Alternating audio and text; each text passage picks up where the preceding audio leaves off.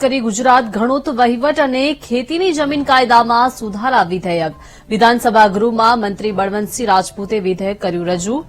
તો વિધાનસભા કોંગ્રેસ પક્ષના નેતા અમિત ચાવડાનું નિવેદન પણ સામે આવ્યું છે બિલ અગાઉ 1 વર્ષ માટે સુધારો લવાયો હતો મંત્રી સ્પષ્ટતા કરે તે સમય મર્યાદા છે કે ગમે ત્યારે કરી શકાય અરજી ખેતી માટેની જમીનમાં સતત ઘટાડો થઈ રહ્યો છે તેવું અમિત ચાવડા દ્વારા જણાવવામાં આવ્યું છે મણિપુરના ગામની વિવિધ નંબરોની 86,000 ચોરસ મીટર જગ્યાનું અમિત ચાવડાએ ઉદાહરણ આપ્યું ઉદાહરણ સ્કોપ બહારનું હોવાની બળવંતસિંહ રાજપૂત અને ઋષિકેશ પટેલની અધ્યક્ષને રજૂઆત મણિપુરની ઘટનાની જમીનના ઉદાહરણની અધ્યક્ષે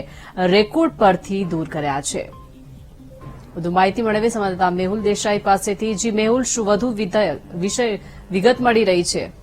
પ્રગતિ વાત કરવામાં આવે તો ગુજરાત વિધાનસભાના બજેટ સત્રનો પ્રતિનિધિ છે વિશેષ જે ધારાના સંદર્ભમાં જે વિધેયક રજૂ થયું છે તે મંત્રી બળવંતસિંહ રાજપૂત દ્વારા રજૂ કરવામાં આવ્યું આ જે વિધેયક છે તેના ઉપર વિસ્તૃત ચર્ચા થઈ રહી છે અને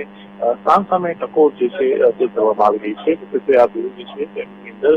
અમદાવાદની પાસેની એક જે જમીન છે તે જમીનના સંદર્ભમાં કોંગ્રેસ પક્ષના જે નેતા છે અમિત ચાવડા તેમને ટકોર કરી હતી અને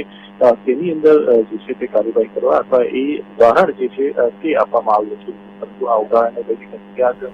સત્તા પક્ષે પોતાનો વિરોધ જતાવ્યો હતો અને અધ્યક્ષની રજૂઆત જે છે તે મંત્રી બળવંતસિંહ રાજપૂત અને મંત્રી ઋષિકેશ પટેલ દ્વારા કરવામાં આવી આ રજૂઆતના બાદ જે છે તે જમીન જે છે તે જમીનના સંદર્ભમાં તે જમીનની બાબતે જે ઉદાહરણ આપવામાં આવ્યું હતું અમિત ચાવડા દ્વારા તે રેકોર્ડ પરથી કરવામાં આવ્યું છે એટલે